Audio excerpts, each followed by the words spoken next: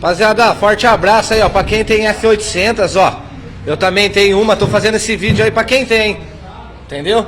Pra quem aí, ó, tem aquele medo lá daquela carcaça que faz barulho, ó, da embreagem, ó. Vou mostrar pra vocês, rapaziada, ó. Olha o tamanho aqui da campana da embreagem, ó porque faz barulho. Dá uma olhada, é de plástico. E ó o jogo que tem, ó.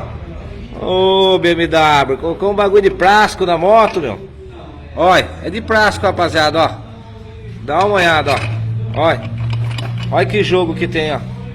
Dá uma olhada nos discos, ó, os negócios aqui, ó. Tá aqui pra fazer uma revisão, ó.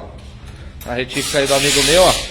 E tô mostrando pra vocês aqui a carcaça aqui, como que faz a embreagem, ó. Ah, que faz aqueles barulhos da embreagem lá da carcaça, ó. Uma embreagem completa aqui, ó. Dá uma olhada, ó. Olha. Olha lá, aquele medo que todo mundo tem, ó. Ó. Tudo plástico, ó.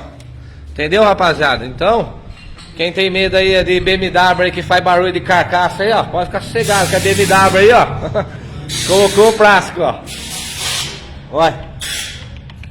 De plástico, ó. Você tá doido. Tá bom, rapaziada? Mais um vídeo aí, ó, com dicas aí, ó. Isso aí, ó, pra quem tem BMW, hein? GS F800 aí, ó. Igual. Também tem uma dessa aí, ó. Faz barulho pra caralho a carcaça de embreagem. Aí na hora que aperta, para. Na hora que solta, a moto faz barulho, ó. Então tá aí, ó. Por que o barulho aí, tá bom, rapaziada? Tamo junto, forte abraço, é nóis. Ainda Moto Preparações.